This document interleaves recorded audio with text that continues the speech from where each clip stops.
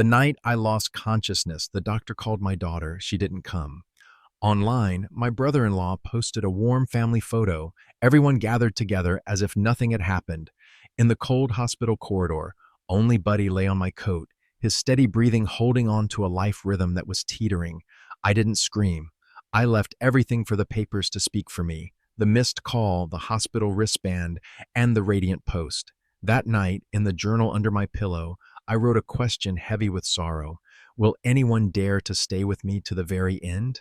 The kitchen glows dimly, like an old lung breathing slowly. A thin streak of sunlight slides across the edge of the curtain, snagging on fine dust, hanging suspended over the sink. He sits at the head of the table, hands cupped around a cup of tea gone cold. The surface is flat, no warmth left, only a faint dry ring on the wood, the mark of last night stretching longer than expected. The refrigerator hums steadily, like an old clock with no numbers left. Only habit. The jolt arrives simply. When his lips touch the tea, the cold shoots straight into the roots of his teeth, then ricochets back to his temples. He sets the cup down too fast. The porcelain base taps the table with a soft click, small but enough to make his wrist tremble, dragging the watermark another half ring. He looks at the coolness as at a truth needing no explanation. He has sat here so long, the light has changed tone without his noticing. On the table, the thin wallet lies next to the heart medicine bottle.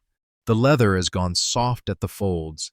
The stitching's edge frays in tiny threads like the whiskers of a breathing thing. The white plastic bottle, its label wrinkled, the corners of the letters blurred by the sweat of his hand.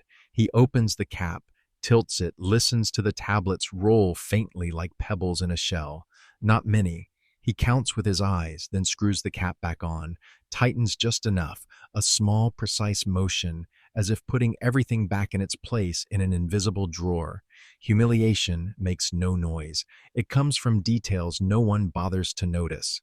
The kettle with lime scale dried at the spout, the kitchen rag faded to a pale gray, a flyer advertising discounts for seniors, mixed in with the mail, set askew beside a folded electric bill.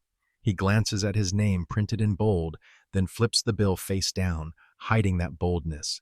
His back is no more hunched, only quieter. Resentment is a colorless ache. When he touches the chair's edge, the varnish flakes into tiny scales that cling to his thumb. Part of him wants to flick them away, part wants to leave them there as testimony to time. He opens the drawer, takes out a blunt pencil, twists it so the point brushes his skin, writes a small line in the expense ledger. Tea could skip the sugar.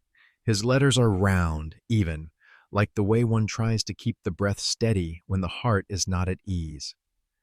Clarity arrives like a slip of wind through the kitchen that stirs the sticky note on the fridge. He stands, turns the tap only a quarter turn, waits for the lime to wash away a bit, then pours into the kettle.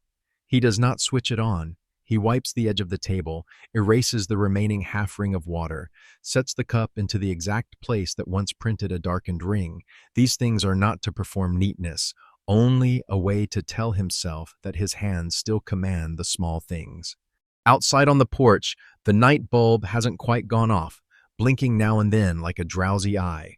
He looks at it through the pane filmed with oily mist, thinks of a wooden ladder, a replacement bulb he can buy cheap at the shop by the river. He adds another line, porch light bulb. The strokes are firm, less thin than the previous line. To act coldly is sometimes only to press each tip down in its exact place. He sits again, both hands laid face down on the tabletop. The pulse at his wrists evens out. He draws the wallet close, opens it, slides a finger across 3 empty slots, and the loose bills running thin as a leaf doesn't count, only checks the feel of paper against skin. Then he closes the wallet, snaps the clasp, sets it parallel to the bottle. Everything becomes a simple straight line. Wallet, medicine, cup. 3 anchor points for a morning no one names. When the kettle begins to tremble on the tile, he switches it off before it can boil. Not to save money, only. Not to let the kitchen ring with anything beyond the level of quiet that is here. He opens the window to a narrow slit. The cold air slides in, carrying the smell of damp grass and the far-off scrape of a wheel against a curb. The kitchen shifts tone a little. brighter and still dim, like an old photo wiped over once. On the chair opposite, the doubled wool scarf still lies as last night, a long thread from its edge touching the seat. He lifts the thread, winds it around a fingertip. It snaps easily. He does not mind. Some things are born to come apart without pain. He draws the teacup back, does not drink. Only rests his hand on the cold rim, the feel of porcelain glaze against his skin like a truth one is forced to accept. Calm arrives late but is present.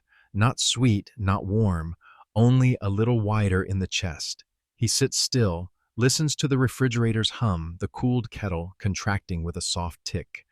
The kitchen holds him like a room that knows how to keep secrets. Just enough light, just enough silence, just enough space for a man about to stand. The German Shepherd had been there even before he became aware he was sitting. Its heavy yet warm head rested on his left shin like a breathing sandbag, pressing down with a gentle weight that calmed the restless places inside. The fur at its neck was thick and sleek, long strands mixed with short, the tips cupping the thin morning light.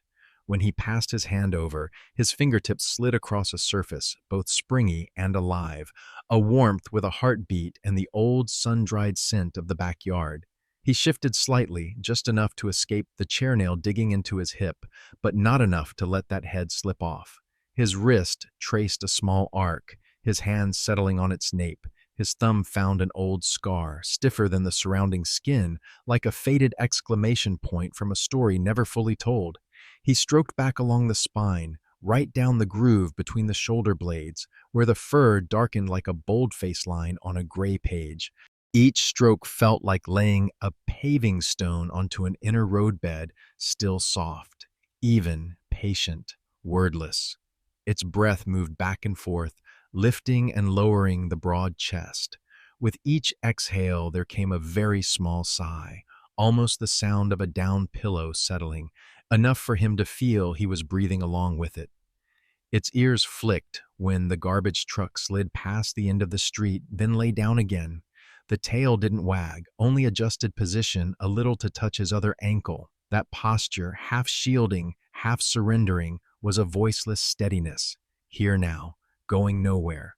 On the table, the cold teacup still sat in its place. The dog raised its nose, took the faintest sniff, then let it be, as if it understood there were things of his it needn't meddle with. The wooden tabletop bore a dark ring where the tea had once been hot. At the edge, a few stray hairs clung to the dried droplet, forming a pale streak.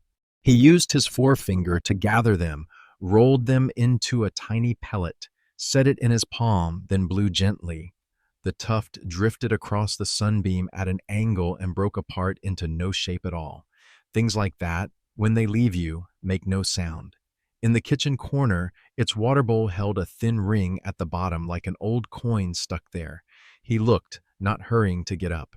In a moment, for now what mattered was keeping his hand resting here, tracing those uncounted strokes like a ritual older than the bills on the table. Under the table, a claw tapped the tile with a very soft tick as it shifted. The small sound, instead of breaking the quiet, was like a pin keeping the fabric of silence from slipping. From the window cracked open, a slice of sunlight crept slowly over, laying across its back as if someone had just tucked on a thin blanket. At its neck, the little bone-shaped metal tag brushed the collar each time it drew a deep breath. The metal on metal was so faint that if his hand weren't on its nape, he might not have heard it. He listened, not to find anything, but to trust that there were rhythms still steady here, in this dimly lit kitchen that smelled of old wood and cheap soap. In the warm fur was a trace of the porch, some damp wind, some dry earth, and the scent of crushed grass from last night when it lay waiting at the steps. Together, those smells made a comfort quieter than any words. He bent a little lower, his chin almost touching the crown of its head. That gesture, unseen by anyone, held everything worth saying about the morning. A man and his dog patiently waiting for the day's rhythm to round off the sharp corners. In the living room, the wall clock's second hand slid smoothly without a sound. Instead, the beat was kept by two bodies sitting side by side. When he stopped his hand, its ear pricked. When he touched down, the soft ear lowered, permitting. Trust happens like that. No ceremony, no bowing, only allowing one another's presence in this small space. Along the hem of his wool trousers, its fur clung in a few short strands, shining like silver thread in the early light. He brushed lightly with the back of his hand, not to flick them off. He kept them as a sign that a warmth had passed across his skin. He looked at the leash hanging behind the door, the metal clasp worn, the padding on the handle hollowed to the shape of his gripping fingers. Those things are a different kind of evidence, not for handing to anyone, only for him to confirm that many days have passed without being wasted. Out on the porch, the old bulb still flickered now and then. The dog lifted its head a fraction, eyes toward the slit of light, then set it down again. It too was accustomed to that flicker the way he was to the tea ring on the table, there but not enough to collapse the day. He leaned a little, pressed his palm closer to its skin, counted silently the rises of the rib cage. 1, 2, 3, until his own heartbeat found the same number. The earlier dizziness settled, humiliation thinned into a narrow stream, resentment shrank to the size of a mote of dust. In the kitchen's hush, his stroking became a language that needed no learning. Slow, with just enough pressure, finishing with a firmness like an italicized sentence. With every touch he laid down a small commitment, not a promise to the world, only to this creature who trusts him unconditionally, that today will be put in order, that when the tasks arrive, they will be done in quiet, that any boundaries that need setting will be set with clean hands and a steady gaze. The dog opened its eyes for a moment, the brown iris catching a glint of gold, then closed them, enough to confirm receipt. He nodded slightly, as if answering a letter delivered to the right address. Then, unhurried, he slid the chair back the smallest amount so the blood would move better through his calves, his hand staying where it was. The water bowl in the corner lay within sight. In a moment he would change it to cool water, the right level, set down in the exact corner tile square it likes. But for now, what needed doing was simply another stroke, smoothing over the nape, careful as laying a glass plate over thin paper so the letters won't smudge. The kitchen still glowed dim. The refrigerator still hummed. Under the table, soft paw pads pressed against his shin bone like a confirmation of the present. He exhaled long, felt himself sitting a little straighter. The cold on the teacup's rim remained, but it no longer pierced. In this pocket of quiet, a man set his hand on his dog and completed the morning rite, a gentle stroke, like a whispered promise enough to reassure them both that, no matter how the world skews, they can begin again from this warmth. The hospital light is bleach white, pouring over everything a layer of scentless silence, except for the antiseptic smell threading into his throat, making the tip of his tongue go bland as if he had just bitten a piece of paper. The steady beep of the heart monitor erects an invisible fence around the bed, each sound a rung, rhythmic, unhurried, non-negotiable. He lies flat on a sheet whose tiny pilled fibers rub his skin like fine sand. The thin blanket is pulled up to his waist, the fold broken by a crease where his finger once tried to smooth it, then quit. A white plastic wristband encircles his left wrist, a little tight. The edge bites into a sunken vein, leaving a faint red mark. His name is printed in black, the font even and cold, with a string of numbers and a barcode beneath. The ink holds a tiny blot, like a mole misplaced on his very name. He turns his wrist just enough for the letters to skim through the light, each character reflecting back without feeling. Right beside it, medical tape pins a clear tube into a vein. Each drop of fluid falls as evenly as drops of time into a bottomless jar. The ceiling is pieced together from rough textured squares, a lung-shaped stain quietly blooming in a corner. The vent breathes very softly, air snagging on the mesh like someone afraid to disturb a sleeper. The curtain is half drawn. The metal rail above gives a thin rasp when a stray gust brushes it. Outside, a cart rolls along the corridor, rubber wheels squeaking lightly over worn tiles. Then quiet again. Footsteps near and far like rain behind glass reel, yet not touching him. His right hand rests on his belly, palm down, the middle finger braced on the blanket's edge. He tries to count his breaths by moving his nails slightly with each beep, but by the eighth, He has lost track, as if someone had erased a number from the middle of the calculation. At the head of the bed, the green tracing jumps in saw teeth, the bright line like a small fish swimming in a shallow tank. Each time the line spikes, the beep is decisive. Then a flat stretch, then another jump. Nothing abnormal, nothing personal either, only function. Beside him, the little table holds a plastic cup with a faint measuring scale, the water down to the 50 milliliter mark. A nasal tube feeds in air that is slightly cold, the smell of new plastic mingled with antiseptic, hollowing his memory one notch further. He glances at the plastic chair by the wall. No one in it. His coat is not there. A sign on the wall reads, Rua Te, clean in, clean out. A green arrow pointing to a sanitizer dispenser, its tiny light glowing red like a patient eye keeping watch. Emptiness does not crash down. It arrives by drawing the colors from the scene one by one. His skin and the bedsheet share a tone. The curtain and the white coat sliding past the doorway are of one shade. Even the characters on the wristband seem to drift free of meaning, only black blocks remaining. He closes his eyes and opens them, the scene unchanged. The light does not allow shadows to gather. Somewhere, a digital clock quivers without sound, the red numbers slipping from 9:58 to 9:59. No tick, only glide. His left elbow tingles a little. He shifts, hearing the sheet raise a small wave beneath his back.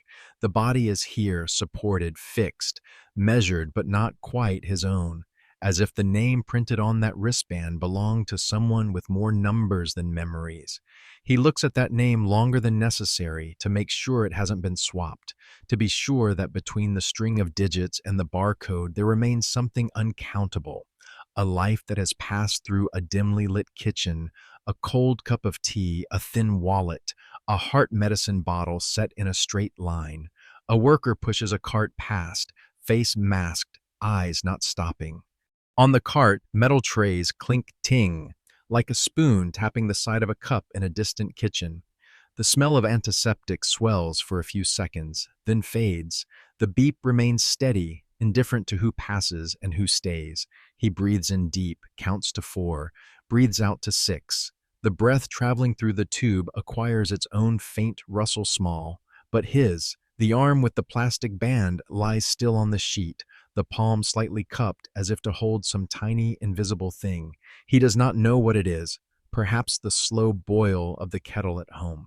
Perhaps the soft blink of the porch bulb each time the wind sweeps by. Here, under a light that permits no blur, those images appear all the clearer for their absence.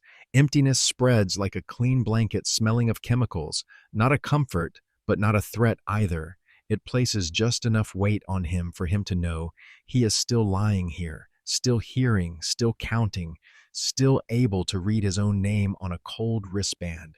He turns his head a fraction toward the door, just enough to imagine a patch of shadow might spill in. None does. That's all right. He sends his gaze back to the ceiling, letting the white light iron flat the creases at the corners of his eyes. The beep beats time for the body. The air conditioner provides the drone beneath it, between those two layers of sound. He keeps his palm neither closing nor opening, a middle posture, and he lies still, like a page waiting for a single letter to be laid upon it. The phone on the table made a small roll, the screen flaring to life like a cold fish eye. On the pale blue background appeared the line, "Missed call, a daughter," and beneath it a specific hour and minute, frozen like a mark on a ruler, 0912, battery 37%, weak signal 2 bars, the silent icon already on. The ceiling light fell onto the glass surface, dragging along the cracked reflection of his face, a strip of forehead, the corner of an eye, and the plastic wristband bearing his name, all held within a rectangle that was too bright. He reached out, the arm with tape securing the IV, slid the phone into a patch of light that glared less. His palm touched the plastic edge, felt the warmth left from the last wake. The monitor's beep pressed evenly behind him, each beat like an embossed seal, tapping steadily on an empty column. Beneath the missed call notice, a small circle blinked. One knew. He didn't touch it, only looked, letting his eyes adjust from white to gray, from letters to meaning. Just then, the screen slid up another frame, shoving the missed call down to the lower half like a sheet of paper jostled askew. Meet up, who's coming comment. Behind the words, a vertical photo, faces pressed together, smiles wide, yellow string lights casting rings on hair. Glasses touched, a camera held up in the crowd, fingers drawing V signs. In the corner of the image, a heart icon exploded its counter like corn popping in a pan. 38, 41, 47. He saw his daughter's name tagged by a small blue strip. No need to zoom in. He recognized her slant by someone's shoulder, hair tied high, her eyes seeming to cradle a far-off light. Humiliation didn't arrive like thunder. It seeped from the photo's edge the way water wicks through tissue. He sat still, the plastic band on his wrist, his index finger resting on the phone's edge without adding pressure. The frame doubled a kind of light that did not belong to this room. Warm gold, a crowded backdrop, the faint drift of alcohol through skin trying to pink up under a filter. In his room, the white light was flat as paper. The antiseptic smell pinned everything into sterile order, two worlds overlaid on the glass surface. His reflected face sat exactly in the photo's empty gap, the place where no one stood. A notification rolled up. Who's coming? Comment. The exclamation point jumped into his eye like a grain of salt. Below, chat bubbles burst open. So pretty. Are we all here yet? Wait for the late ones. A ribbon of plump emojis. He read slowly, not because the words were hard, but because they needed to pass through a tight place in his chest. His thumb, without thinking, pulled down. The frame bounced slightly and stopped. The lip of the glass still held faint fingerprints like very fine rain. He set the phone on its side. The screen rotated, and the smiles rotated with it, not falling out. After a moment, the sound of a cart pushed down the corridor slid past, the metal frame chiming ting, a noise that conjured the illusion of clinking glasses from the photo. He turned his head, but the strip of hallway only lengthened a little and then went still. Back to the screen, he saw the timestamp under missed call, unchanged, 9:12. And now? The corner clock read 10:21. Nearly an hour, while the photo still leaped with hearts. The feeling of being left behind curled into a hard pellet in his throat.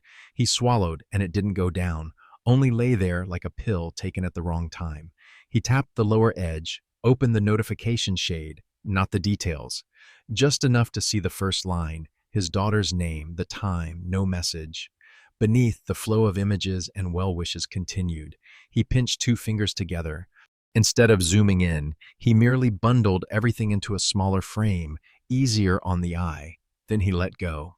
The phone slid a centimeter, met the table's rubber edge, and stopped, a sound so small that without this silence it would have been swallowed.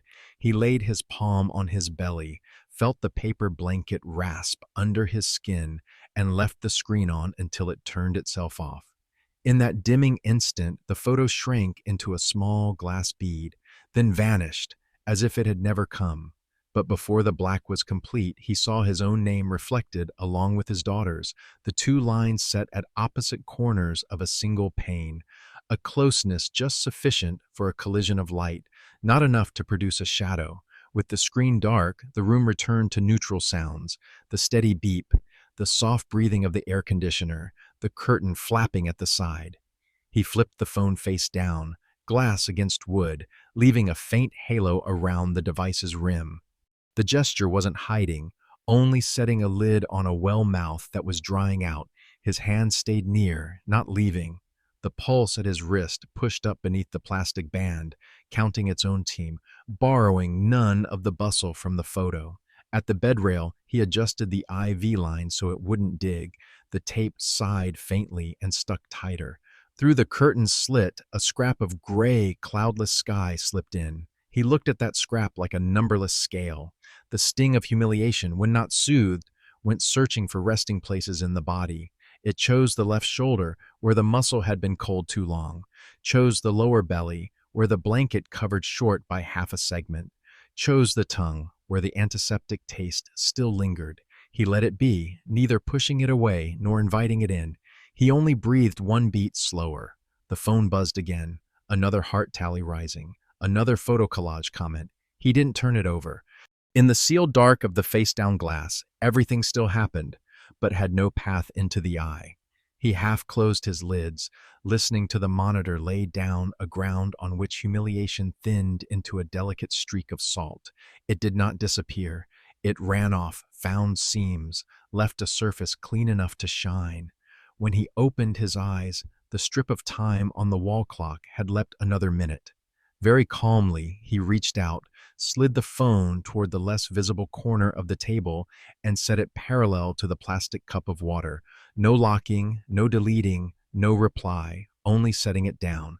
Here, under hospital lights, that was the only way to keep his face from flushing because of a smiling photo. His message lay there, a short line already sent, with the timestamp beside it as precise as metal, 10:24. Beneath the text box, two small gray words stood still. Sent. No typing bubble, no green dot lighting up, no read. The screen was silent like a freshly painted wall, leaving no fingerprints. He left the phone face up on the rolling table, exactly one forearm's length from his wrist. The ceiling light reflected on the glass and washed the letters a shade paler, as if the sentence, the moment it went out, had been wiped dry. He exhaled slowly, not letting the sound reach his throat. The breath traveled through the thin plastic tube, met the antiseptic smell halfway, then fanned out, leaving a hollow behind the sternum. On the ceiling, the foam squares joined by faint lines. At a seam, an oval stain spread like the mark of a water glass left too long. He traced the rim of the stain with his eyes, went all the way around and back again. Like the loop of streets in the old neighborhood that, once circled, brought you home. This time it led nowhere. Only a loop. The steady beep of the monitor was like someone tapping a beat with a finger on the table's edge, neither fast nor slow, telling no story. Between the two beeps, there was a small quiet in which he could hear the drip of the infusion striking the bottom of the little chamber before letting fall another drop. Those drops lined up, slipped down the plastic tube, wrapped around his arm like nameless mileposts. The numbers on the monitor shifted lightly between 74 and 76, like a balance scale at the market, wavering, then still. No one said, "You're okay now." No one said, "Don't be afraid." Sometimes his right palm unconsciously cupped, as if to hold some small thing, perhaps the house key, perhaps a scrap of notes, perhaps the end of the dog's leash. But the emptiness entered the hand faster than the will. He released it, let the palm lie flat on the thin blanket, felt the fibers rasp against his skin, slightly frayed at the edge. At his left wrist, the plastic band tightened very gently, the faint red mark like a temporary seal, reminding him his name was being held here by a barcode. The phone stayed lit. The line sent did not change. The battery dropped 1%, the number shifting from 37 to 36, the only change in a scene that preferred to stand still. He cast his eyes beyond the lightly drawn curtain, a strip of white corridor, a glimpse of a shoe passing and gone. A metal tray rolled across, giving two very small knocks, like a spoon tapping a cup somewhere months ago.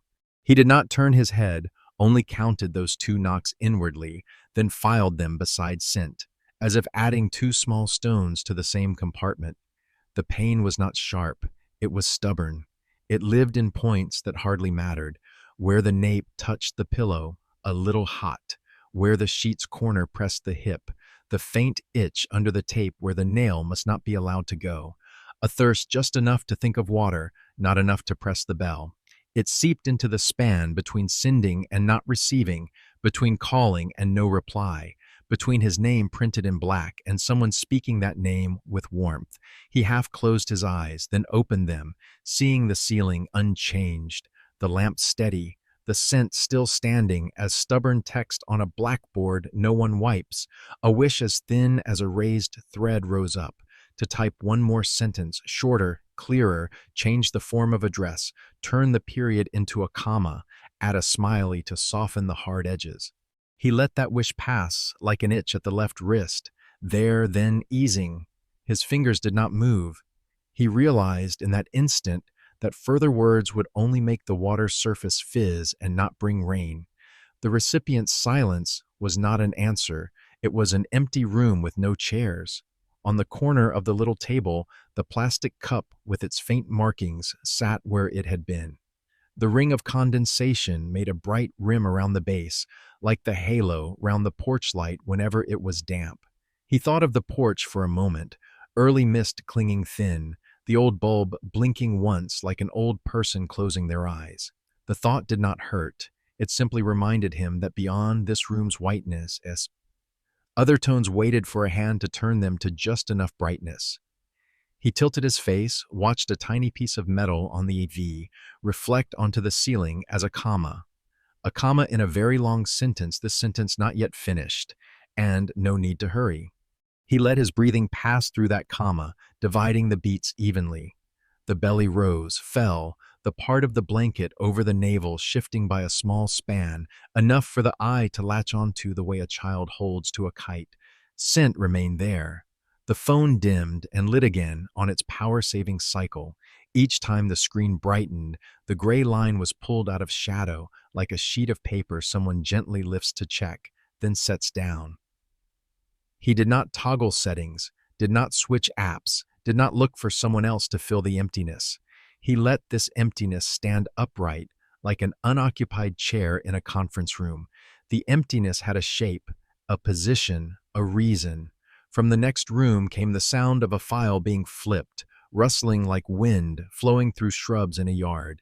He sighed, not from weariness, only to change the air in his lungs. From the curtain's edge, a slice of sky entered, severed like a page left unfinished.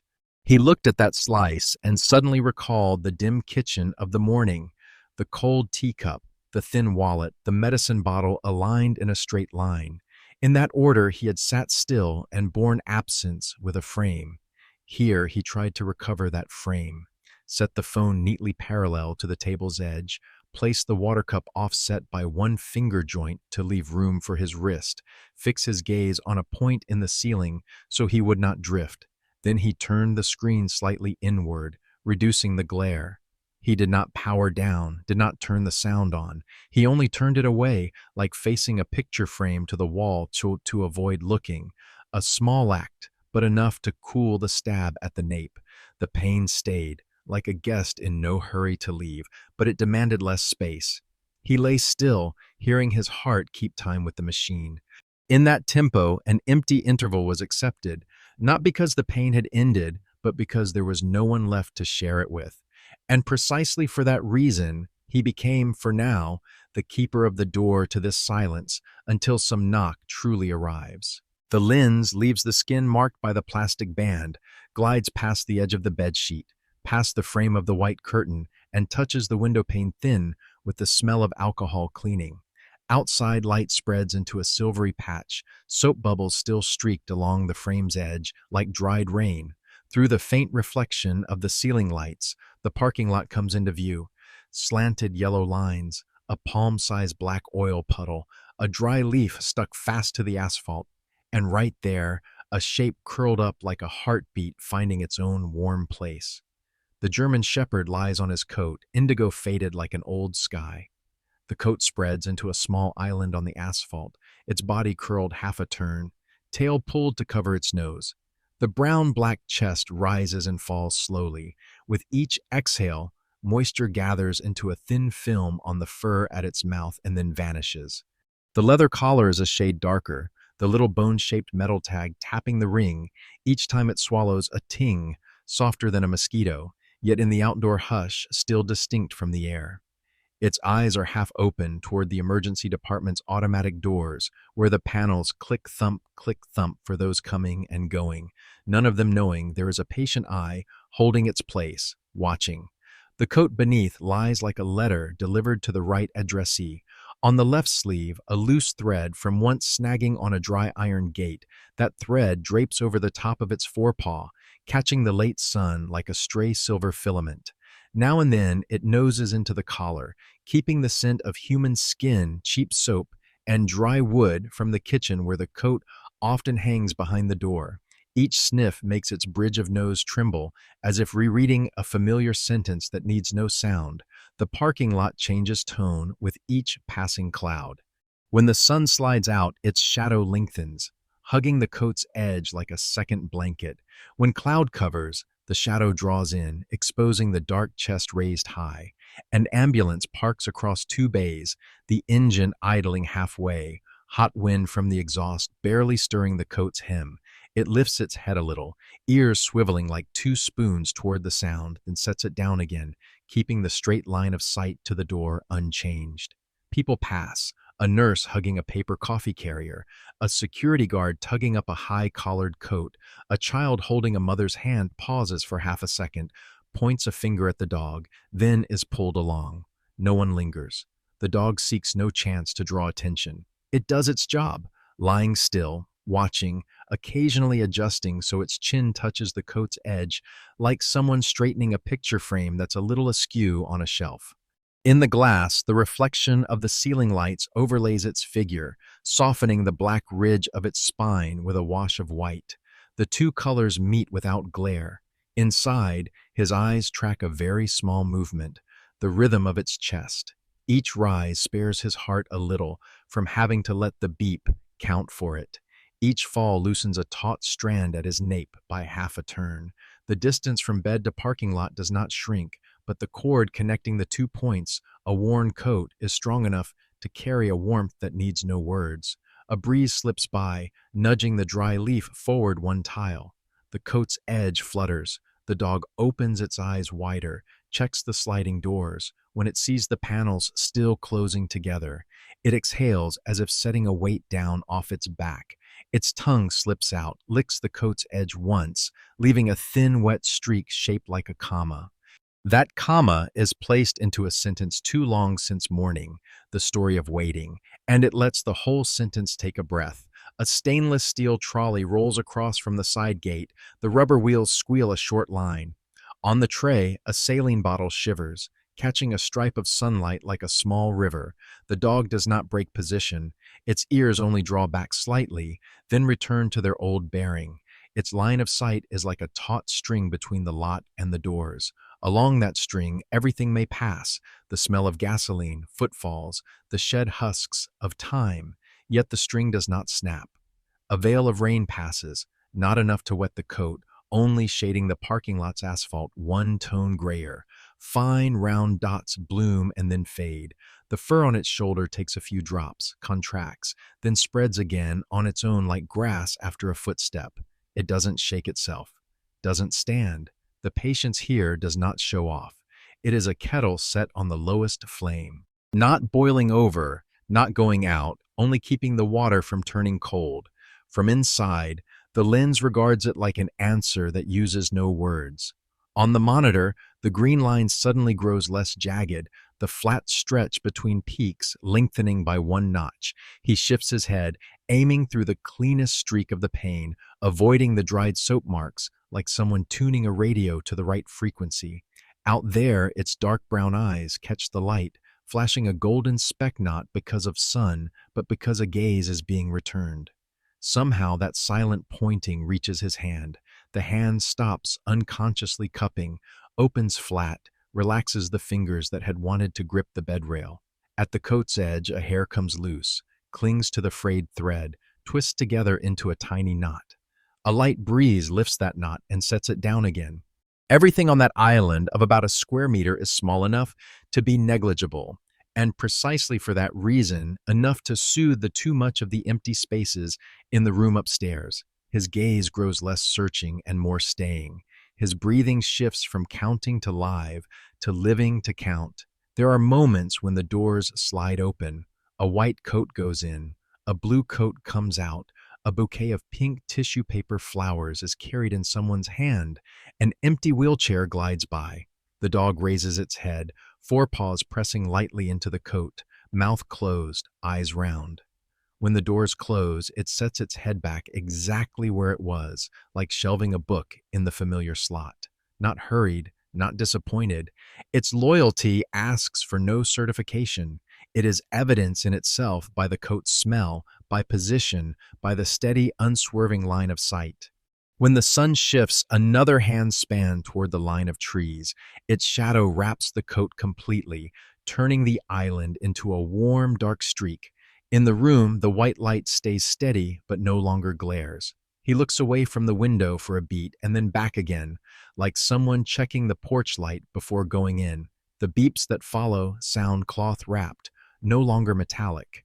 The image of the dog on the coat, a small feat of waiting in a large parking lot, sets into his chest a just enough peace, not erasing the pain, only giving it a place to lie. And in a moment, barely noticeable, an onlooker, if present in this room, would feel their lungs loosen, their shoulders drop by a fraction. Not because the story has changed course, but because there is an image gentle enough to endure alongside us. A dog waiting patiently, head resting on the coat of the one it loves, eyes fixed on the door that will open at the right time. That quiet consolation, promised by no one, named by no one, is enough to make a white noon less glaring, to let a person lie still without falling. The door opened with a very light force, as if someone were pushing a curtain with the back of a hand rather than using the handle. The smell of antiseptic soap arrived first, the silvery sheen of foam still clinging in a ring around the mouth of the wall-mounted dispenser. The nurse stepped in, soft-soled shoes gliding over the floor, the faint squeak cutting off right at the doorway as if afraid to snap a thread holding the room's silence. The name tag on her chest tapped the button with a small ting, then stilled. Her gloved hand set a plastic cup on the rolling table beside the bed. The water was clear, cool, just enough to form a thin ring of condensation around the cup, gathering into droplets at the lower rim, falling to leave a wet circle exactly the size of the base, a transparent ring lying quiet on the scuffed plastic surface. The straw in its paper sleeve already had a crease at the bend.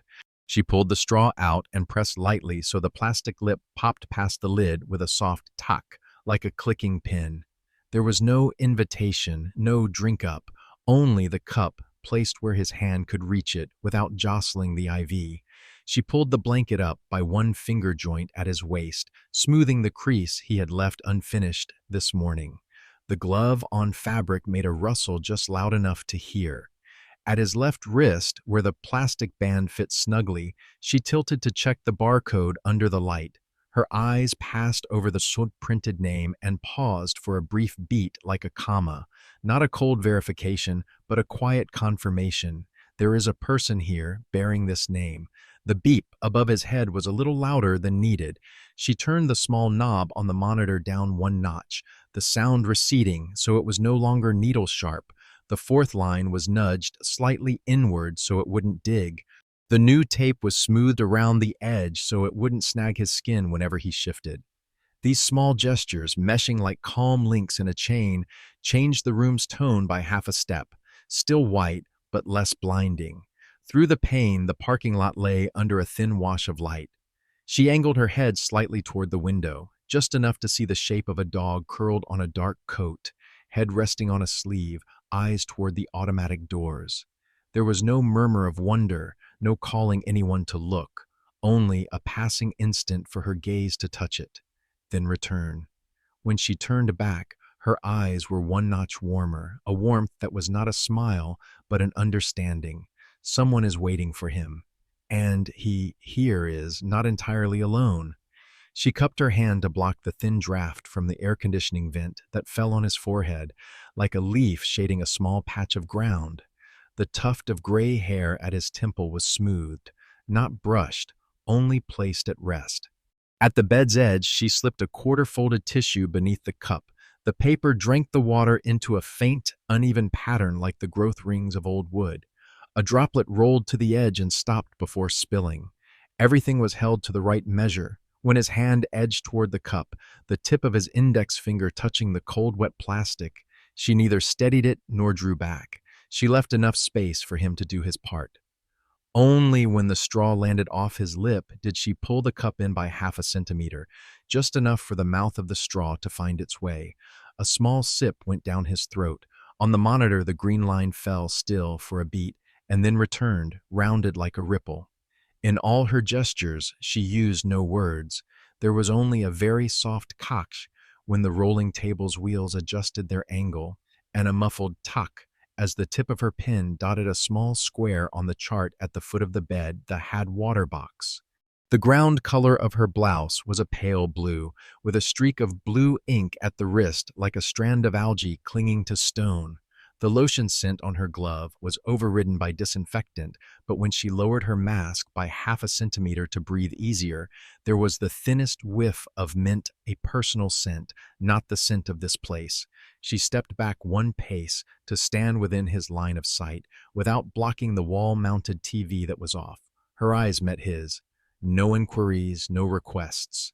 That look said something simple and clear. I see you. And in that seeing, he was not obliged to recount anything he did not wish. People might not answer his messages. People might be busy somewhere with yellow string lights and the sound of clinking glasses. But right now, in this bright white room, there was a person willing to stand still at the bedside, arranging small things so he would not feel himself falling. She drew the curtain a little to block the harsh light, but left a slit just wide enough that he, if he wished, could look down at the parking lot. Before leaving, she pressed the sanitizer pump lightly and rubbed thoroughly to the wrists. Clean in, clean out, the motion flowing like a ritual done 1,000 times without turning mechanical. The name tag tapped the button with another ting. The door closed softly, and the air conditioning returned to its small, breathing rhythm. The cup sat at his hand, the water ring printed on the rolling table like the old tea ring at home. He lifted the straw and heard plastic scrape the lid, the water passing through, making a sound thin as a thread. Out there, the dog still lay on the coat. In here, the beep had dropped a notch. The moment linking two worlds, the parking lot and the hospital bed, was tied by a cup placed in the right spot, and a gaze held long enough to say, "Someone still cares." He rested his head against the pillow, his eyes following the ring of condensation dissolving around the cup. The coolness touched the tip of his tongue, cleaning away the lingering antiseptic taste. The humiliation from before did not disappear, but it was wrapped in the soft cloth of measured gestures. At the edge of his vision, the plastic band on his wrist still lay there, his name still printed in black. Right beside it, the clear cup of water sat like a new synonym for that name, person being cared for. No words needed, only enough for the chest to open one more notch, allowing a breath to enter without scraping.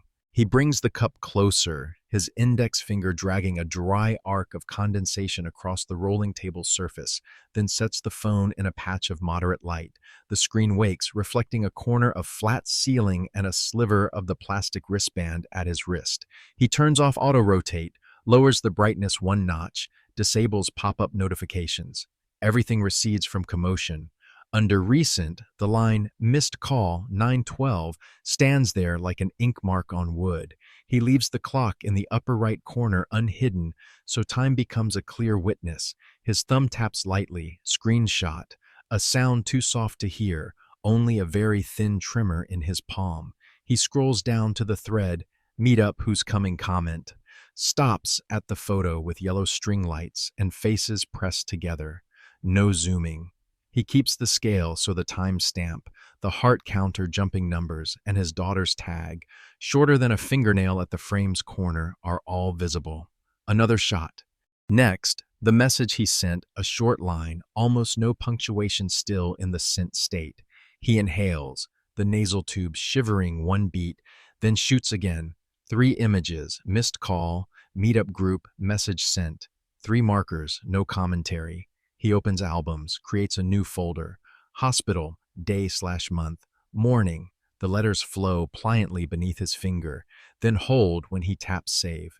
In the room, the beep steps back a notch, leaving enough space to hear the infusion drops strike the little chamber. He sets the phone down, face to the table, letting the device's warmth spread a faint halo across the surface. The cup slides in another half centimeter. The ring of condensation on its side touches a corner of the plastic lid, printing a clear arc like a thin seal. On his left wrist, the plastic band cradles his name along with the string of numbers and barcode. He lifts his hand from the sheet, turns it slightly so the light doesn't flare, opens the camera. The frame takes only the wrist with the white band, the edge of tape securing the IV, and the lamp reflected as a fine streak on the plastic surface. He shoots, holds for a few seconds to be sure the image saves to the right folder. Another shot, closer, enough to read the code. Beauty not required. Clarity is. He reaches into the lower drawer of the rolling table. Inside is a clear plastic folder holding admission papers and discharge instructions given by the hospital yesterday afternoon. He slides the folder out, pares away the flyer about rental equipment, keeps the sheet with time and notes fields. The ballpoint lies loose at the folder's edge, a hollow plastic barrel, the tip cold against his finger. He clicks off the cap. A droplet of blue ink seeps out, then behaves. He draws a fine straight line along the right margin. On the left, he writes neatly, 9:12, missed call and daughter, 10:21, meetup post, photo plus tag, 10:24, message sent, no reply, 10:31, wristband photo, name plus code. The letters are even, small, not trying to be pretty, but standing upright. He lightly scores two faint separators between the items, no heavy underlines. Each character is a step over the threshold without stumbling. The smell of blue ink mingles with antiseptic, giving the room a sudden grain of privacy. He quickly wipes the lens with the corner of a clean tissue, slides one more shot, the wrist under white light, but the black printed name crisp. His hand does not shake. The shaking was spent this morning on the cold tea. The plastic folder opens with a soft chef, like waxed paper around pastry. He slips the note sheet into the inner pocket in front of admission papers, aligning the tissue's edge with the fold. Below that, a space reserved for what will be printed later. Screenshots, the phone's call log, system time confirmations. For now, the paper only holds room for the order that is coming. He adds a quarter-folded tissue to the folder. The pad will quietly catch any cup drips that might fall on the list, so the ink won't smudge. Outside the window, the dog on the coat lifts its head, then lays it down again. He looks at it past the curtain's edge as if checking an outdoor anchor point. In the room, he lays the folder crosswise at the table's rim, sets the phone on top, offset by a small angle so the clear plastic border stays in view. His name on the band, his name on the page, and the chain of hours and minutes are no longer stray numbers. They begin to mesh. He runs his hand along the folder's edge, hearing the plastic breathe a faint beat. Without any witness, this small act is enough to turn humiliation from a drifting cloud into a ruled line, and resentment from a dark smear into a mark of ink already dry. That line does not threaten, is not a fence. It is a spine for the tasks to come. Evidence put in its place speaks for itself. The rest, silence stands beside without intruding.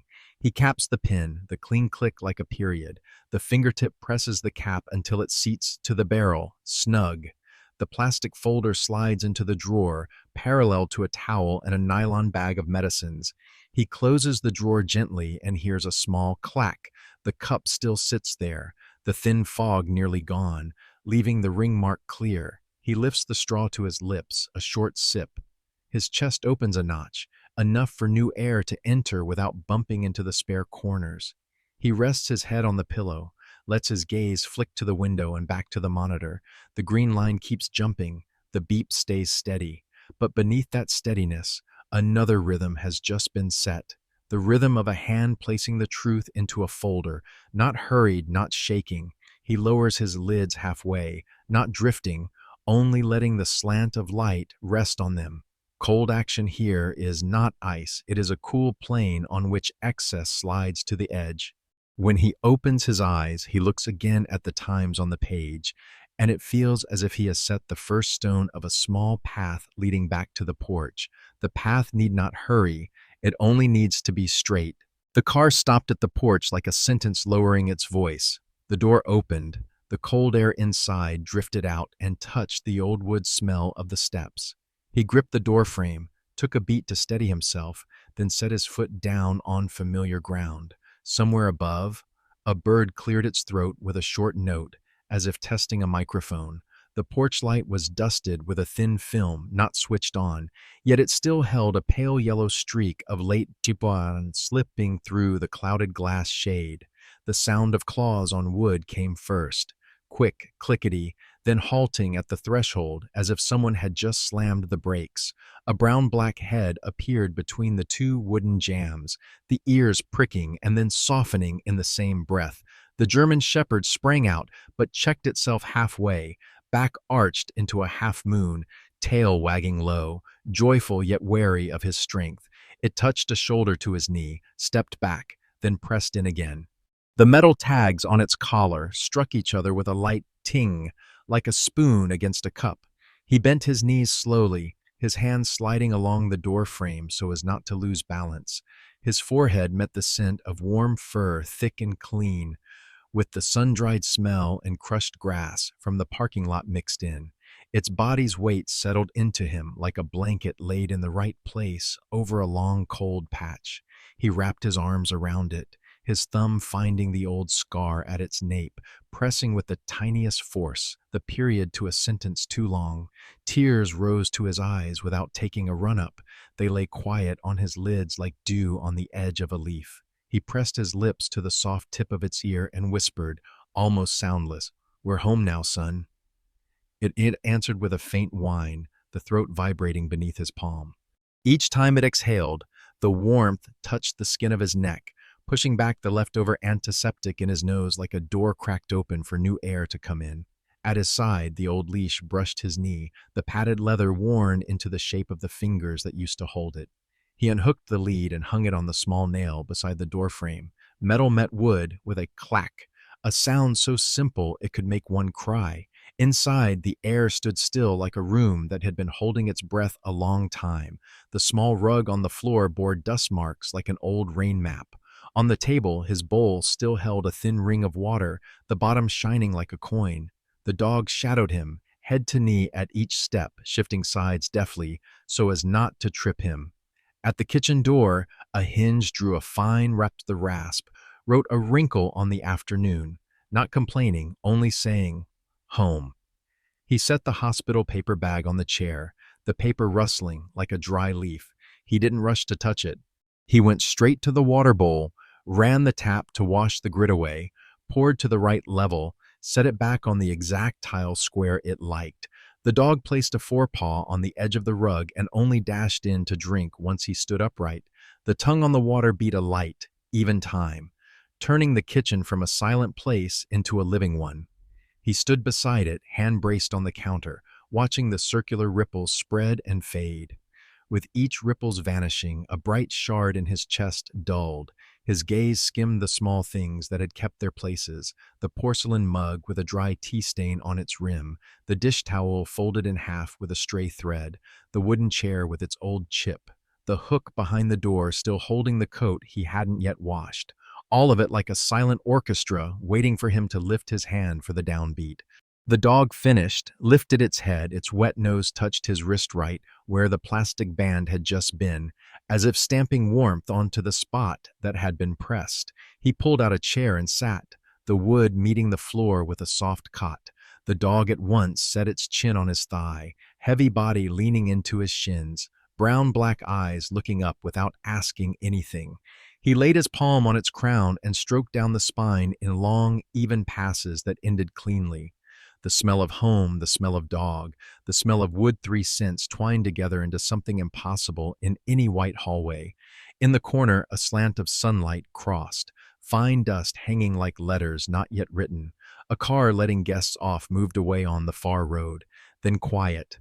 In the quiet, he heard his heart change its voice, no longer hopping to the beep, only calm, like drops falling steadily from a tap turned nearly closed. A place behind his sternum opened, enough for breath to pass without scraping the sharp corners still left in him. He bent and touched his forehead to the dog's again. The whisper from before did not need repeating. It already lived in this house, spread out into the posture of two bodies, a man and a dog leaning together like two boards whose grains fit. Out on the porch, a strip of cloud slipped past. The light shifted half a tone, and the room's dust ring brightened and then softened. The dog sighed, the sound of a down pillow settling into its proper place, and closed its eyes. He set a hand on his chest, felt the beat touch his fingertips, and in a very brief instant he understood.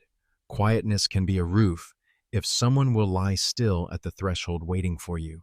Here the threshold had shape, had warmth, had a name. And he, at last, was within that boundary, sitting straight-backed, eyes wet and at peace like. A man returned to his own house after a long season held by other lights. He rose from the chair, his hands still warm with the smell of dog fur, and walked slowly out to the porch like someone checking on a friend just out of a fever. The dog kept close, its shoulder brushing his calf, its pace adjusting to his, never moving ahead. At the threshold, the wooden step gave a thin sound like a thread being pulled. Not a complaint, just a reminder of unfinished work. He stopped and looked at the dust-filmed glass-shaded bulb, a thin gray layer like chalk, veiling the warm yellow that lingered beneath the clouded glass. In the small shed by the kitchen, a three-step wooden ladder leaned against the wall, its surface marked with old paint. He pulled the ladder out, its feet scraping the floor with a soft squeak. The dog edged aside, nose down to sniff the fresh streak of dust. The toolbox sat in the cabinet under the sink, a spare bulb wrapped in newspaper, a small black oil bottle, a screwdriver, an old rag folded in quarters. He checked the bulb by placing it in his palm as if weighing an egg light in weight. Clean threads. With the oil bottle, he twisted the cap. The smell of metal and grease ran through his nose and mixed with the dry wood scent of the porch, a gentle house smell, not a hospital one. The ladder opened, its feet set on the wood grain already used to bearing his weight. The dog sat, eyes lifted to follow, tail wagging very low as if keeping time for an unseen balance. He set his foot on the first rung, left hand on the doorframe, right hand lifting and twisting off the glass shade. Down fell fluffy dust in a fine shower, glittering in the slant of sun. A few specks landed on the fur of the dog's neck, and it gave a very soft sneeze. Then was still, like a laugh without sound. He ran the rag around the entire rim, rubbing until the surface showed a pleasant matte glow, not glare. The old bulb came out with a short turn. The threaded base warmed his skin little by little, reminding him how long the bulb had worked. He laid it aside on the newspaper, then screwed the new one in 2.5 turns, stopping at the snug point. When the switch touched, full yellow light came on like a heartbeat finding its old beat. Not blazing, but warm. It flowed down the steps and laid a thin evening blanket over the dog's back. It licked its lips, its ears drooping at ease. He felt his sternum drop a fraction and exhaled longer. He folded the ladder, carried it inside, then came back out with the oil bottle and screwdriver. The door hinge had squealed for a month, each opening a sharp streak of sound up his spine. Today he set the bottle on the rim of the planter by the porch, opened the cap, and tilted very slowly so the first drop fell exactly on the pivot. The drop made a small bup, like rain touching a thick leaf. He opened and closed the door by inches, letting the oil seep into the metal seam. A second drop above, another below. The screwdriver snugged up 2 loosened screws. The metal answered low and sure. Test run. No more squeal, only wind going through the crack, carrying the smell of dry maple leaves from the head of the lane. He opened wider. The dog stood, went through, and turned back, its body gliding along the newly quiet door like someone touching the shoulder of a relative whose anger has cooled. He wiped the excess oil around the hinge so dust wouldn't stick. His fingers sliding over wood turned honey-colored, feeling a warmth few notice, the warmth of something cared for. He went into the kitchen, set water to heat, lifted the kettle before it boiled to avoid the spatter of a hard boil. No need for tea yet. He took a damp cloth and wiped the edges of the door frame where dust gathers, wiped the handle to the place that becomes an intimate point of contact between person and house. The dog followed, asking nothing, only setting its chin on his thigh when he sank onto a chair to catch his breath. A small dark sheen still glinted on the cap's edge. He tightened it, wiped it clean with the corner of the cloth, and put it back in the box. The box closed with a just right click. Back on the porch, He stood looking at the new light for a few beats, like someone admiring a letter that has been set correctly on the line. The yellow light gathered over the two bowls on the floor, one for the man, one for the dog, and at the same time pulled together the day's small scraps, a thread fallen from the dish towel, a grain of sand carried by a shoe, faint footprints on the wood. In this light, nothing flaunted its flaws. Everything was seen to the right degree. The dog sat beside him, its body leaning against his calf, eyes narrowed by the just right glow, breathing out as if reaching a destination that needs no sign. He tried the door once more, opening and closing smooth as paper sliding over paper. It no longer stuck where it used to. Inside him, another hinge also caught less, not because of dosages or hospital directives, but because his hand had found a small job to do for a shared space. The drops of oil, the warm bulb, the dusting rag, these are the discreet language of care, written on wood and metal, read by the eyes of two creatures who live by one another without words. The dog tilted its head as he drew the wooden chair in by half a handspan to its place under the porch, where the spill of light made a mute warm circle on the floor, not to sit right now, only so that when night falls, there will be a place saved for tired shoulders. He watched that patch of light round out, his hand on the dog's shoulder, his palm feeling the even rise and fall of breath. In his head, there was no endless to-do list, only two jobs just done in the right place within his strength. And from two small jobs, a home showed itself more clearly, not a house that is his alone, but a refuge of us, a man and his dog day by day, set quietly into its proper nest. The day shifted tones slowly, the light less gold. He went to the kitchen and washed his hands, the water carrying off the thin oil like ink. When he looked up, through the doorway, he saw the porch light standing steady, not blinking, like a weightless answer to a question left hanging at the hospital. The door closed under the light press of his hand, without a squeal, leaving inside a quiet that was just enough. The dog circled his legs, found a place to lie, its chin resting on the top of his foot as in the morning. He sat down, back against the chair, gazing through the frame where the amber light joined the evening. The house said nothing. It breathed in time with the man and the dog. And there, among the small tasks now finished, peace sprouted like a seedling, pushing through loose soil someone had patiently turned. He pulled the chair close to the small table by the window, where the porch light's golden glow drew a thin streak across the wood. The dog slid under the table, its warm body pressing against his ankles, its chin set just so on the top of his foot like a gentle paperweight. The plastic document folder lay open, the page, Morning Hospital, clipped on the left. On the right, a white sheet of graph-ruled paper, the first line already bearing the date, a dot of blue ink dried like a speck of dust. He flipped the card and read the small printed support number on the back under the newly changed light. The smell of old plastic and pen ink mingled. His thumb moved slowly along the body of the phone.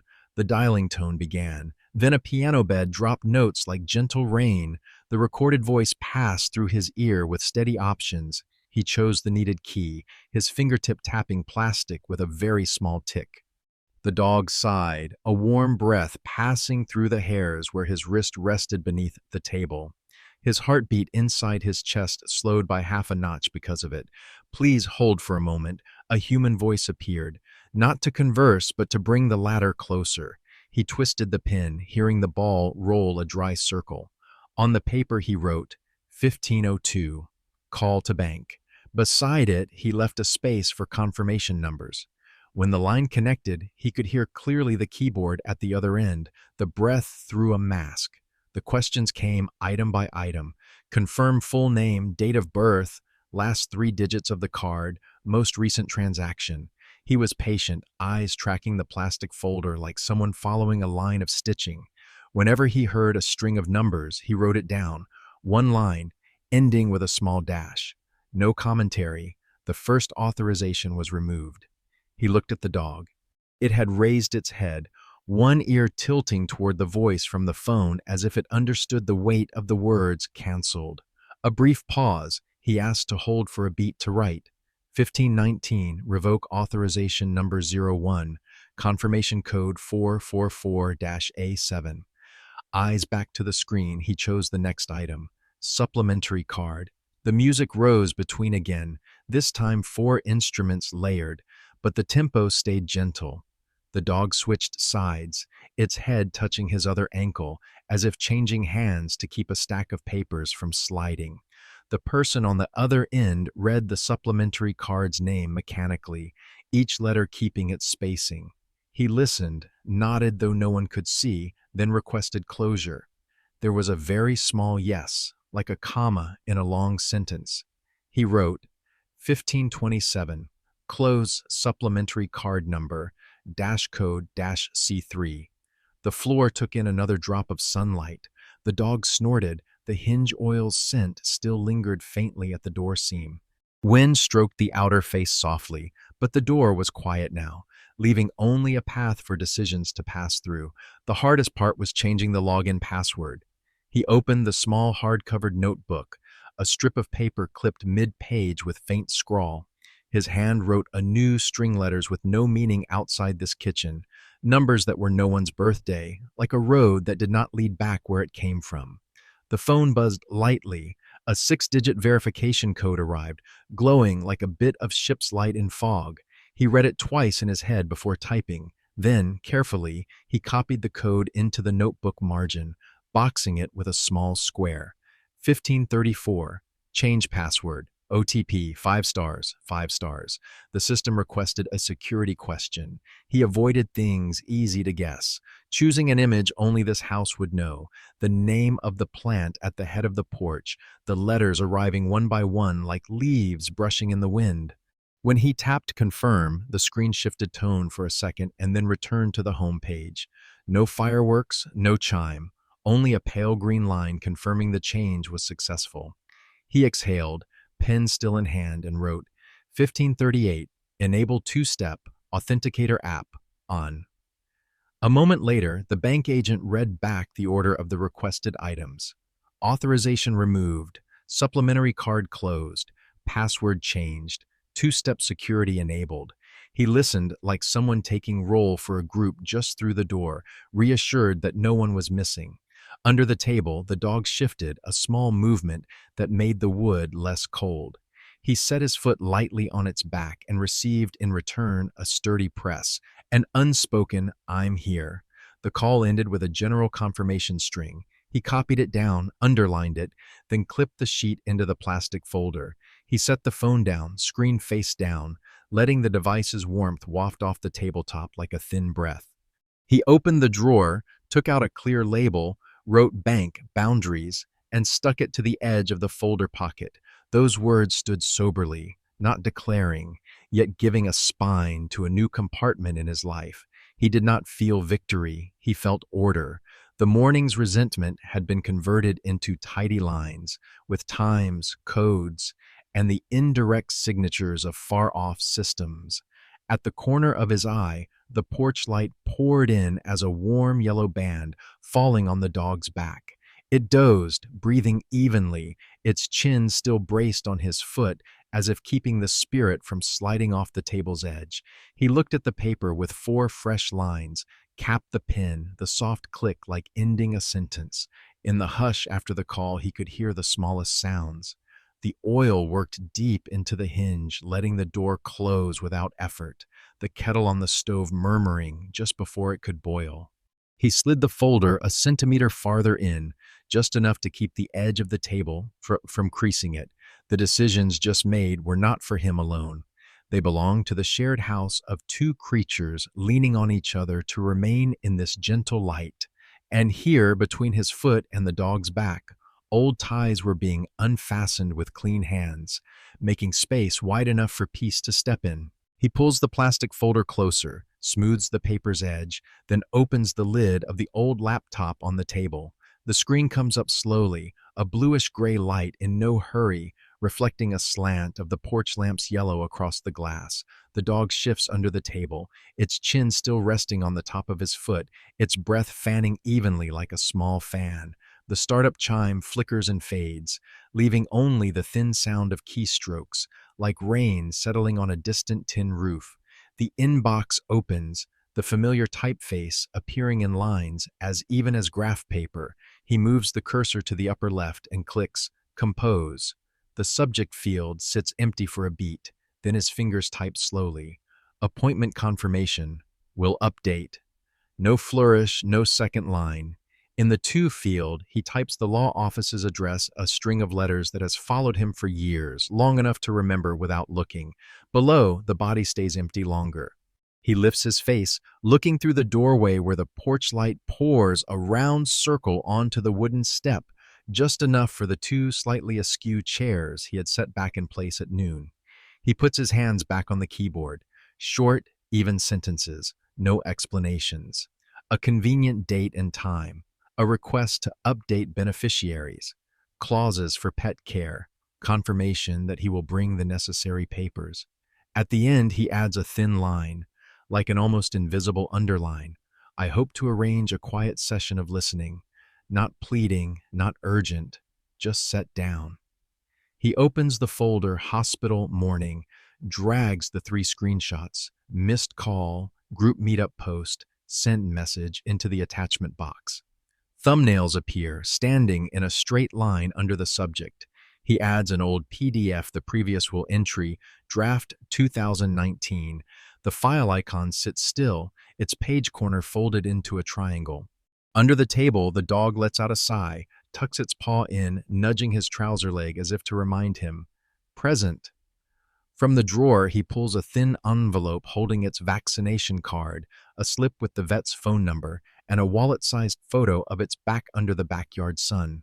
He doesn't add these to the email, he simply files them into the lawyer pouch, sticks on a new clear label. Care Dog. The label adheres with a small, clean pop.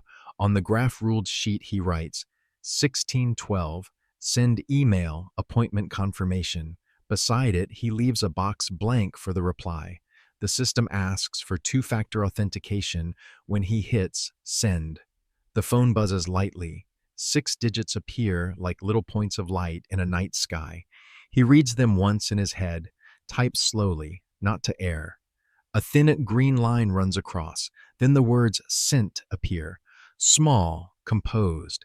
No congratulatory chime. Only a breath loosening in his chest. He moves the cursor to the calendar, dots an open slot in the coming morning, types the 2 words lawyer, then closes it. The dog hears the click of the pen cap on his right hand, lifts its head, brown eyes catching a ray of light. He reaches down and lays his palm on its crown, a gesture of acknowledgement. Under the table, its body warms, like a brick long baked in the sun. On the table, he arranges the folders again. Tab Bank, Boundaries. Tab Hospital, Morning. Tab Lawyer, Update. The tabs stand side by side, like fitted planks, with no gaps at the seams. He flips quickly through the old will, his eyes skimming sentences written in another, more peaceful season. Along the bottom margin, he clips in the small sheet he has just written, the name of the plant at the head of the porch, the location of the spare key, the name of someone who can take the dog if needed. These are not for today, but for a day that may come, so that when someone opens the folder, they find a path already marked. In the kitchen, the kettle has settled. He stands, pours water into a cup, filling halfway. No tea. The steam rises slowly, carrying a very faint metallic scent. He sets the cup down on the old ring on the table, the exact place the tea once marked. Back in the chair, he opens the inbox, looks at sent once more, not to be sure, but to teach his palm not to want to reopen it. Beside it, the inbox column remains quiet, empty like a square in a notebook waiting for words. He lowers the screen a notch so the porch light covers the keys, dimming the screen's blue. Outside the door, the wind slips across the porch, testing whether the door still squeaks. It closes smoothly, without complaint. The golden light settles on the floor into a stripe, like a marking ribbon, leading from the threshold to the 2 chairs. He follows that band of light with his eyes and feels himself standing straighter. What he has just done doesn't cut anyone out of his life. It only cuts away the extra cords so what remains can bear weight. People call that defense. He finds it akin to care, caring for a door, a light bulb, a file folder, and a creature that trusts him by sleeping at his feet without a leash. The phone buzzes once, a read receipt from the office. Scene. No words attached. He doesn't wait for the full sentence. He pulls the lawyer update folder to the top, tucks a label onto the edge. This time, instead of closing the drawer, he leaves the folder at the lip of the table, within reach in the dark. The dog shifts, setting its paw more firmly on the top of his foot, exhaling a very soft, long breath, a sound like a soft stamp. He lifts the cup, lets his lips touch just enough heat so his throat can be rinsed of the lingering antiseptic taste. On the ceiling, the golden light wavers like a promise not spoken aloud. Sending the email doesn't make the day suddenly light. It lays another brick in the path that will take him through the rooms he needs to visit, not to avenge anyone, only to protect the life he has left and the life of the animal sleeping quietly under the table, trusting that every road he chooses will have a place for it to walk alongside. The small service room smells gently of lemon cleaner, the frosted glass wall bearing the branch logo layered over the maple leaves in the yard, like a seal stamped in the wrong season.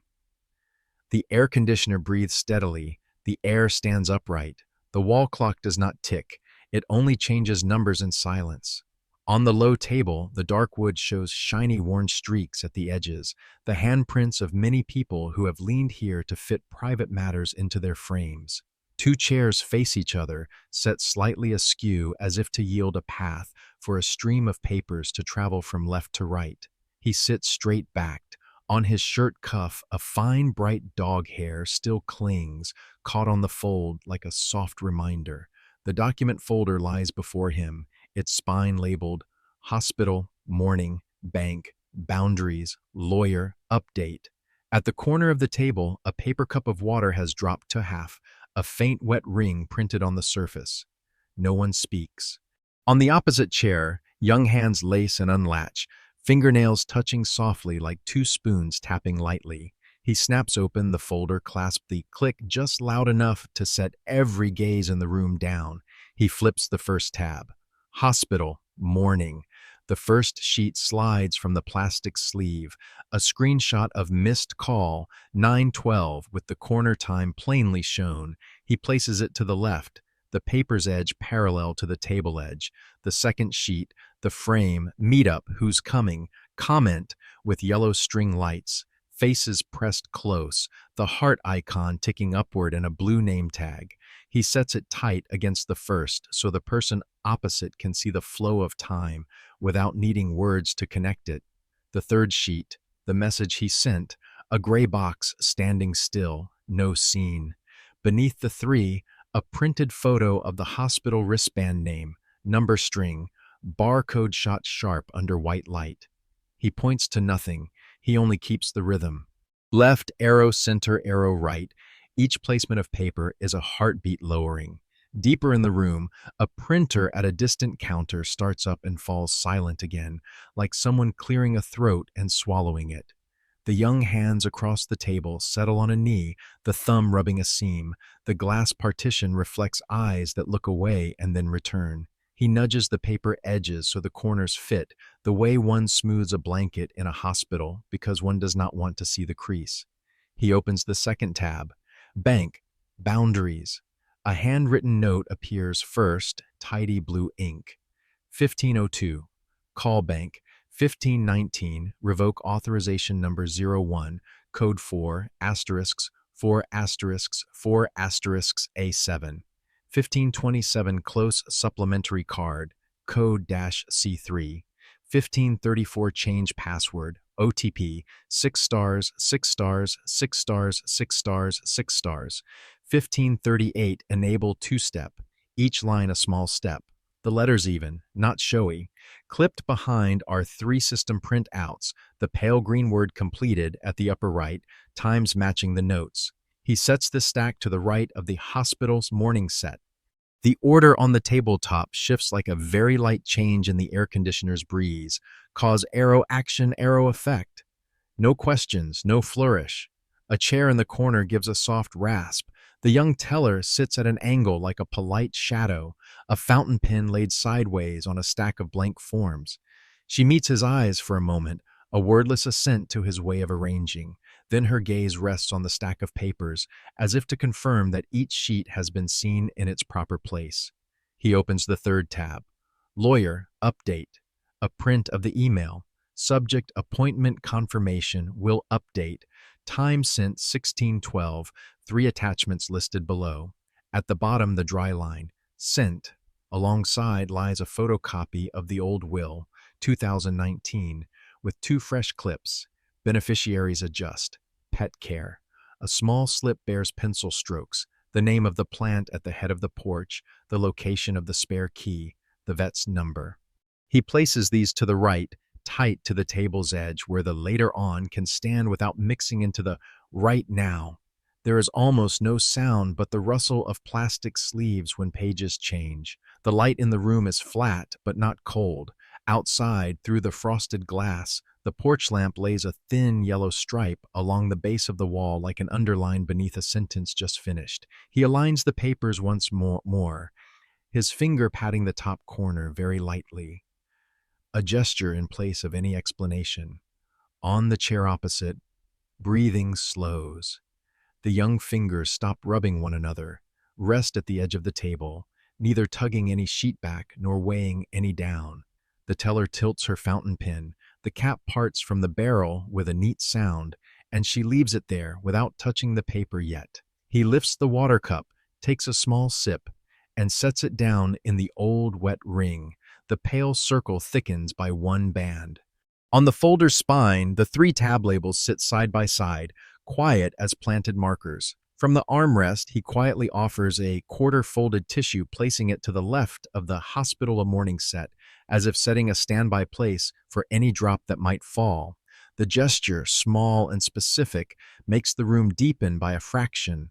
People understand that this meeting is not to push anyone into a corner, but to lay everything on a surface that can be wiped clean. He draws a full breath, the faint lemon mixing with printer's ink. His eyes run the left to right line once more, stopping at each point as if to stamp an invisible seal. The things done this morning, this afternoon, the times, the confirmation codes, the small scent mark all are now present, asking for no noise to prove themselves. He lays both hands on the folder's edge, the palms warming, and somewhere inside himself he hears a very small catch of a hinge that has just begun to ease. And so, in a room not much larger than the kitchen at home, with frosted glass and 2 chairs set at angles, there is enough on either side of the table to understand without words. On the left, the cause. In the middle, the clean-handed steps taken. On the right, the way forward. Not a knife, only a ruler. He does not look up to demand an answer. He leaves the papers there to say the papers part. The remainder silent stands properly beside them, like a witness who knows how to sit still. The pen cap clicks dry, neat, like a period fastening a sentence that has stretched through an entire day. He signs the lower right corner of the last confirmation, a small, continuous signature without flourishes. The blue ink is already half dry the moment it touches paper under the air conditioner's draft. At the table's edge, the dark ring from the paper cup has thinned, held neatly in the quarter-folded tissue he set there beforehand, as if to remember that even dampness needs a place. He stacks the sheets in order, left to center to right, staples them with a light squeeze. Then, from the innermost plastic pocket, he takes out an ivory envelope, thin as a shadow whose weight has been recalibrated. The flap is sealed with a strip of clear tape. At the top left corner, his pencil hand has written the date and time very small, not thick, not threatening, just enough to hold 3 things. The bank change copies, confirmation codes, a summary sheet of the intended will with the pet care section lightly underlined, and a postcard-sized card printed with a single line, the letters small, italic. Do not cut people, only cut illusions. He pushes the envelope toward the young couple. It slides a short span across the wood, stops at the far table edge, leaving behind a faint streak of light that fades. No chair scraping, no quickened breath. The teller tilts her fountain pen, the cap set beside it, her eyes resting on the envelope's edge, a look that is both witness and yielding. Beyond the frosted glass, the maple leaves ripple once, as if someone said enough by closing a window. The young couple do not open it right away. They let the envelope lie there like a stamp waiting to be affixed to a letter they will send to themselves. The husband's hands rest together. The wife's fingernail taps the paper's corner a very small beat and stops. For a few seconds, everything seems to be only the air conditioner's hum and the lemon cleaner scent on the tabletop. A cleanliness not wasted. He does not look into their eyes. He looks at the order of paper corners fitted tight, the way one looks at a row of slats pulled straight with a taut line.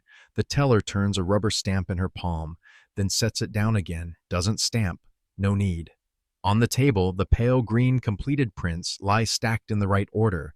Under the table, his feet sit parallel, his heels touching the floor with a thin, steady sound, the rhythm he relearned from this morning's beep, only now it belongs to him.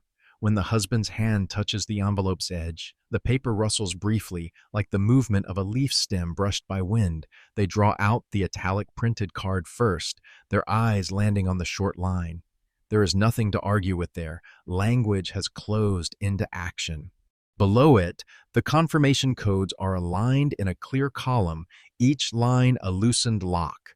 The will summary bears two small paper clips, one at beneficiaries, one at pet, two clips shining under the light like two eyes that know what needs to be seen. He gathers the document folder, the clasp clicks a second time. His hand rests on the spine, his thumb gliding lightly over the label boundaries. Not to erase, but to feel the letters. He draws the water closer, sets it down exactly in the fading wet ring. The water does not spill over the edge. That gesture says the rest. The things that must stand within boundaries will stand there, without promises, without admonitions. The young couple remains silent. The husband flips the card back over, laying the printed side down like someone fitting a lid over a well to keep it cool. The wife draws the envelope half a centimeter closer, a shift small enough to change who bears responsibility. They do not ask why. The very papers they have just read answer in their own sequence. Morning acknowledgement, afternoon action, evening safeguard. There is no room for distortion because the numbers have spoken, the scent mark has spoken, the name of the plant at the porch and the vet's number have spoken too, in the language of a house that knows how to care. The teller gently nudges the tray of staples toward him.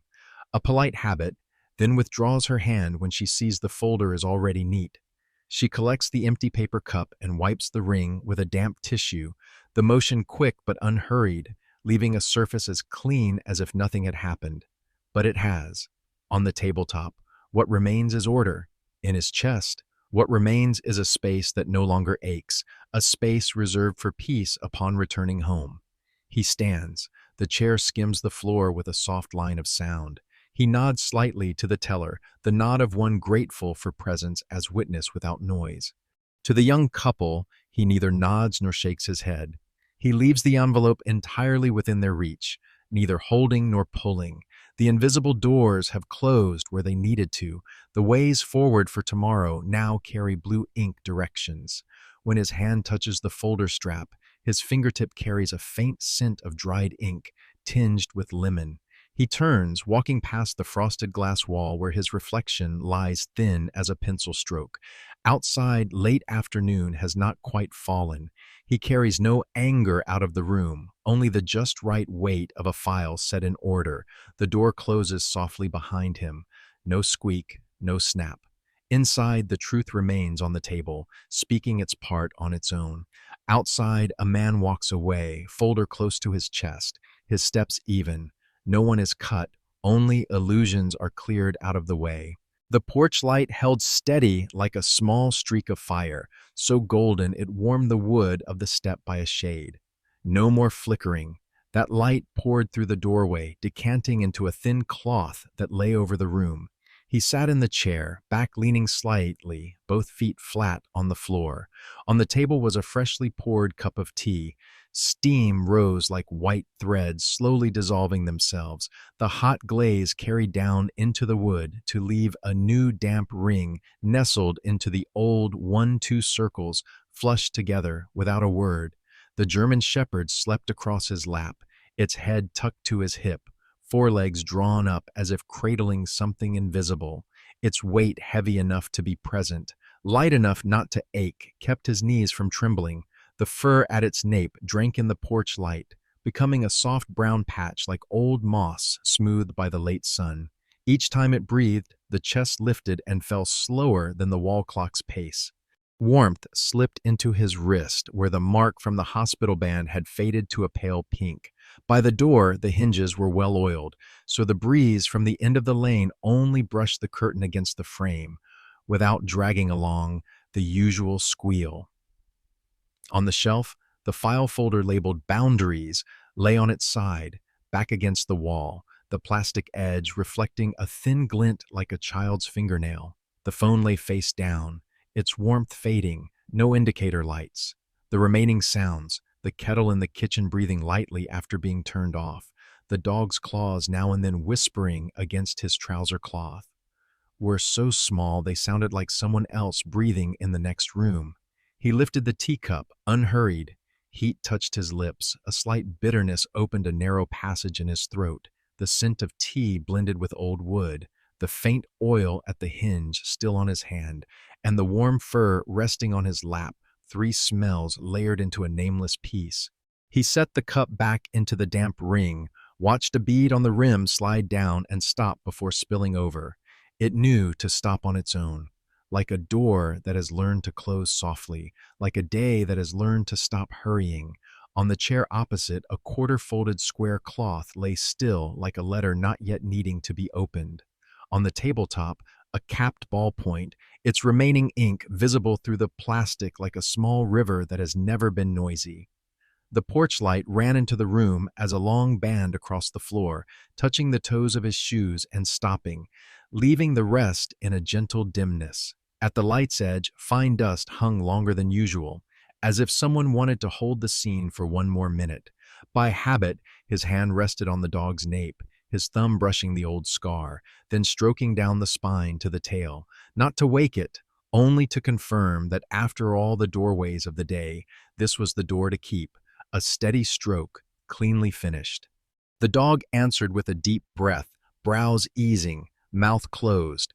On the table, the tea's steam thinned by a layer, but the damp ring grew half a shade deeper. Outside, at the end of the street, traffic thinned. A leaf slipped from its branch, landed on the porch rail, and lay still. He tilted his head, letting his nape rest on the chair back, his spine straightening so naturally it needed no effort. In his chest, which that morning was empty like a chairless room, there was now something that fit in the hand. Perhaps the dog's weight, perhaps the unflickering gold, perhaps the sound of silence returned to its proper part. He did not name it, he only let it lie there, keeping his breath from slipping. The tea was still hot, but he didn't need another sip yet. He listened to the space between the dog's breaths, the smooth hollow like windless water, and suddenly the hospital monitor's beep felt like a distant memory wrapped in cloth. The room demanded no words of him. The lamp asked for no proof. The door did not require opening and closing for a test. Everything here had taken its place, light yet sure. After a while, he drew the cup nearer and warmed his hands over its mouth, as over a small makeshift stove for a latecomer. The heat touched his finger joints, snugging the places that had been loose this morning. The dog dreamed a gentle dream. One paw twitched, then stilled. He looked out to the porch. The light stood firm, evenly golden, needing no watcher. Inside the chair, the teacup, and the breath of a creature that trusts him, together they were enough to be called by a name easy to forget, but hard to live without: peace. In this moment, it was not a reward, not a victory. It was simply a correct way of sitting, and he, sitting in that right posture, let night come like a light blanket drawn over the shoulders, without a sound. He moves his hand slightly, the palm cupping the familiar curve of the nape, the thumb stopping exactly where the small scar lies, like an old comma. Each stroke is slow, long, clean at the end, like laying a thin pane of glass over freshly written paper so it won't smudge, won't tear. Beneath his hand, the warm fur moves with the breath.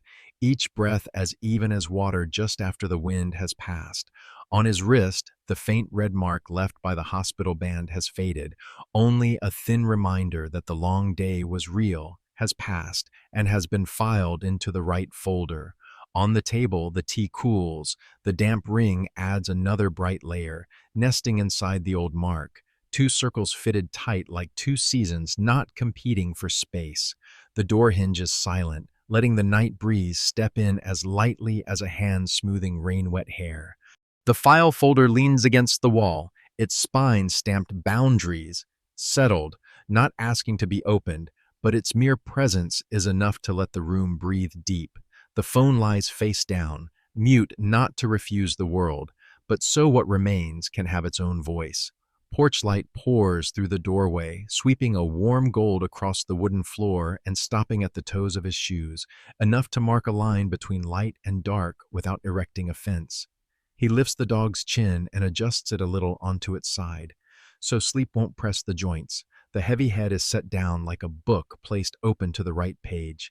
It exhales long, the familiar warm smell softening the trace of oil on his fingertips. The metal tag at its collar taps the leather with a thin ting, like a pen nib touching the rim of a glass, to signal that the music has reached a rest. There are waits in life as long as a hospital corridor, and waits as short as the hand's path from nape to tail. He chooses the short wait. He chooses to remain within the radius of two arms and a warm, heavy thigh, where you need no argument to know you are healing. In this small place, healing doesn't arrive with a cheer. It is a spine no longer catching, a stab no longer sharp, a chest that suddenly has space for a breath to go straight without detouring through dark rooms.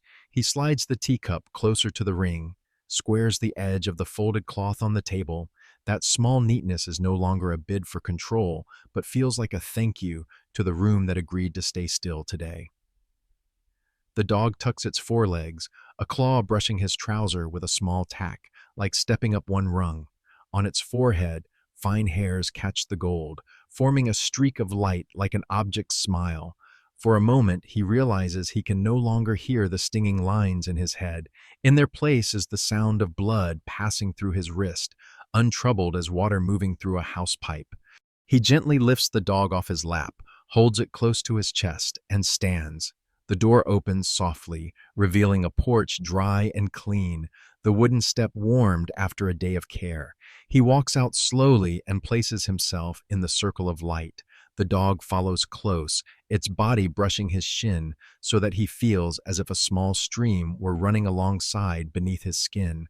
The gold gathers them up, sketching a clear outline on the wall. One human shadow, one dog, neither big nor long, trimmed as if drawn with a ruler. The two shadows stand still for a long moment. He thinks nothing of later, except whether the breeze from the head of the lane will turn colder. The dog thinks of nothing but keeping the exact distance so that if he shifts his leg, it will dodge in time, yet not leave the circle of light. At the porch edge, a leaf is blown in, rolls once, and settles, accepting the night's new border. This quiet does not coerce, it invites. He lowers his hand, letting his palm glide over its nape, continuing the rite begun indoors, only now with the sky for a roof. From the porch head, the lamp spreads rings like a pan of water just stilled from boiling. Within those rings, both of them are enough. No need to add people, no need to subtract things. What was cut away today turns out not to take half a life. It only removes the excess echo, leaving the audible part as the breathing of a man and a dog fitted to each other. Inside, the file folder still leans against the wall, its small label glinting. Outside, his skin feels the lamp's just right warmth, not as harsh as noon, not as cold as the hospital.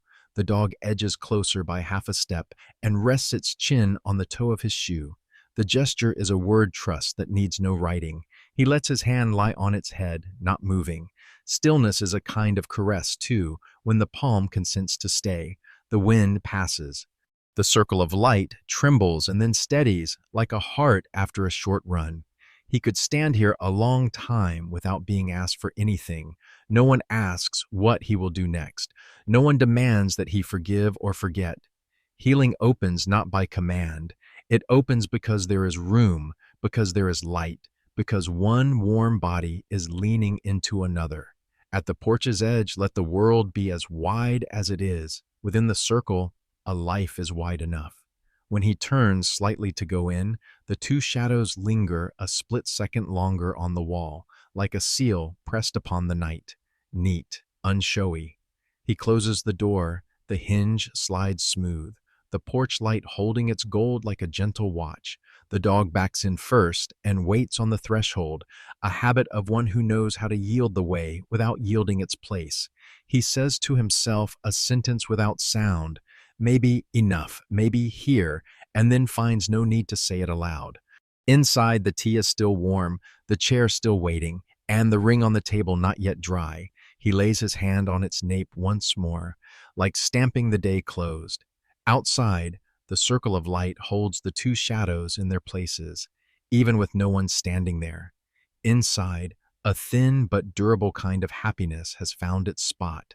Not bright, not loud, only a snug alignment of person and house, of hand and fur, of light and quiet.